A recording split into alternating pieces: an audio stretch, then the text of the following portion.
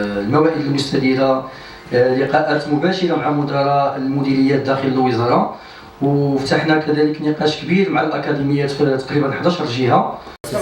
شكرا. اليوم جمعية الشعلة كتنظم أسبوع ثقافي ثالث بعد نجاحات الأسابيع الثقافية الأولى والثانية.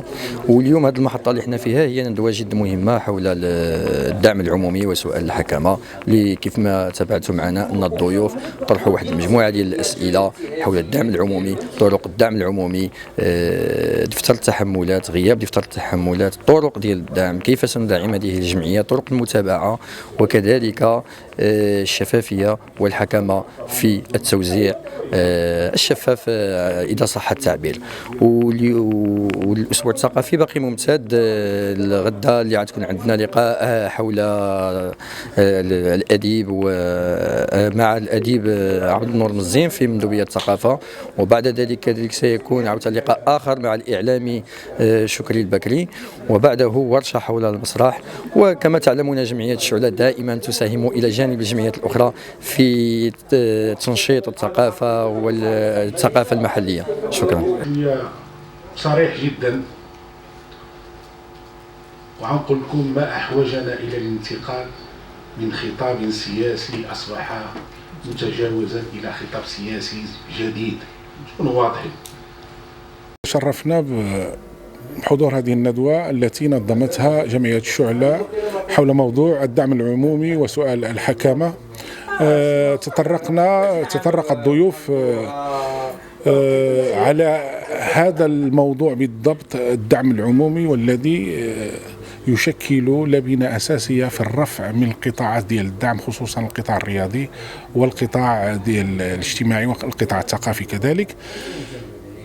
إذا نظرنا إلى حجم المبالغ المرصودة لهذه القطاعات مع النظر إلى الاستنتاجات من خلال الأرقام التي ننتج من خلال هذه القطاعات، هل تعكس هذه المبالغ، حجم هذه المبالغ يعكس نوعية المردودية؟ لا أظن، خصوصا إذا تحدثنا عن القطاع الرياضي التي يعني ترصد له الوزارة مبالغ كبيرة جدا، ولكن على مستوى النتائج، على مستوى إنتاج النخب الرياضية لا نجد شيئا. كذلك على المستوى الثقافي، على المستوى الاجتماعي. إذا هناك خلل في الجسمين، سواء كان المؤسسات الداعمة أو المؤسسات كذلك ديال المجتمع المدني. حاولنا أن نخرج بتوصيات معينة من خلال معالجة هذه الاختلالات. كانت أمسية مهمة جدا، ما أحوجنا إلى مثل هكذا ندوات من أجل تثقيف المجتمع المدني. الدخول، أنا برأيي عندكم واحد المقاربة ربما مغايرة نوعا ما. الدخول في سوق النقد والإحباط صعب جدا، لأن الخروج منه له صعوبة. اليوم جمعية شعلة بمدينة طنجة تفسح هذا النقاش الجاد حول سؤال الدعم العمومي للجمعيات المجتمع المدني وسؤال الحكامة، وهو سؤال مؤرق للمجتمع المدني بمدينة طنجة، على اعتبار أن سؤال الدعم دائما يثير الكثير من التساؤلات لعدم الشفافية وعدم متابعة شراكات المجتمع المدني مع الجماعة.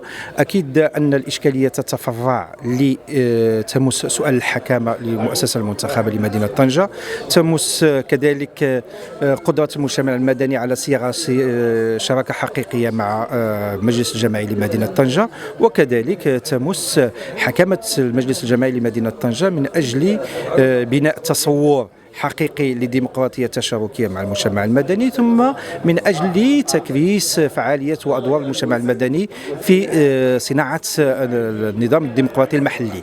وأكيد أن هذه أسئلة تتفرع لكثير من الأسئلة الفرعية الأخرى التي تمس الشفافية، المحاسبة، ثم التقارير المالية للجمعيات، وكثير أسئلة اللي هي في صلب النقاش حول سؤال الدعم العمومي أو التمويل العمومي لجمعيات المجتمع المدني.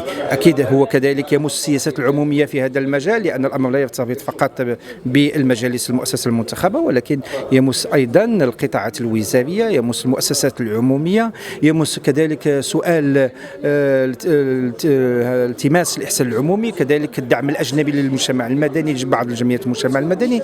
هي كثير تفرعات. وأكيد اليوم هذه الندوة ملامسة وإضاءة، ولكن تحتاج إلى أيام دراسية من أجل مناقشة هذا الموضوع على الأقل في مستواه المحلي، من أجل إعادة إنتاج صياغة جديدة لميثاق يربط المجتمع المدني الطنجي بالمؤسسات المنتخبة، سواء المحلية، نقصد المجلس الجماعي أو المجلس الإقليمي أو حتى مجلس جهة طنجة تطوان الحسيمة. إذا نحن بصدد بادرة ومبادرة أولية من أجل إنعاش هذا السؤال وتجديده.